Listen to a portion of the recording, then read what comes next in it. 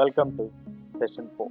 The session 4 we are going to discuss about France becomes a constitutional monarchy. National Assembly completed to draft of the constitution in 1791. Its main object was to limit the powers of the monarch.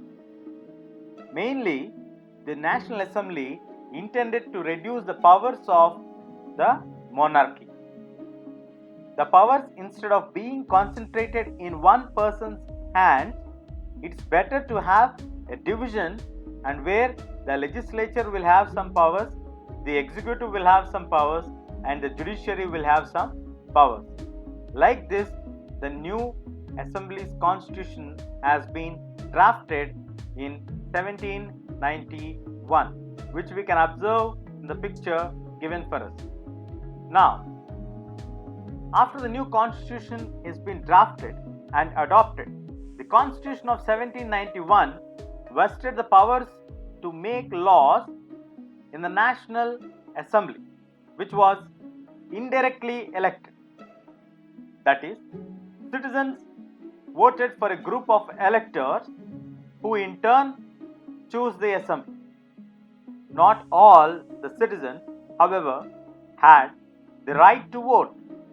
Only men about 25 years of age who paid taxes equal to all or at least 3 days of a labor's wage were given the status of active citizens. That is, they were entitled to vote, which means as per the new constitution of 1791, the power to make laws is given to the National Assembly. Now, how is this National Assembly formed? It is formed through indirect elections, and that is, citizens voted for a group of electors. So people will vote for certain group of people called as electors, and these electors means like MLAs, they will in turn choose the members of the assembly.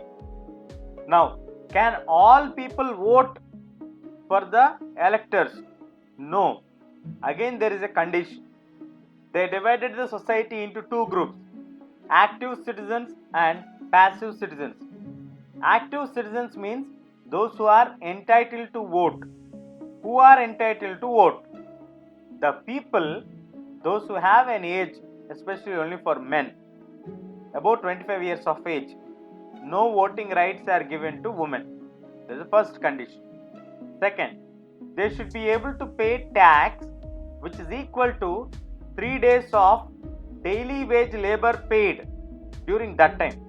Let us take suppose if you are getting daily wage paid 100 rupees for labor, you should be in a position to pay more than 300 rupees as tax to the government. Then only you will be called as active citizen. This is given only for men, and those who are rich only can vote. This is a straight message given to the public. And the constitution also declared the rights of man and citizen, that is, right to life, freedom of speech, and freedom of opinion, equality before the law. They also call these laws as natural and inalienable rights. They also enforced that it was a duty of the state to protect each citizen's natural rights. So the constitution declared the rights of man, that is, right to life, right to freedom of speech, right to freedom of opinion, right to equality before law, which were established as natural and inalienable. They are by birth each individual gets, and these rights cannot be aliened, cannot be removed from his basic habit of human nature. That's how it is mentioned. And they also enforce the state governments or the duty of the government to protect each citizen's natural rights which he attained by birth. So like this, they have given the importance for the rights. Now, reading and understanding the importance of political symbols. As you can see on the screen, certain symbols had gained importance during the momentum. So the first symbol was the broken chain. Chains were used to fetter slaves, and a broken chain stands for the act of becoming free. So that is a symbol of political meaning of the symbol, that is broken chain, means you are free from slavery. Next is the bundle of rods or faces. One rod can be easily broken, but not the entire bundle. Strength lies in unity. So as a single individual, it becomes very vulnerable to get defeated.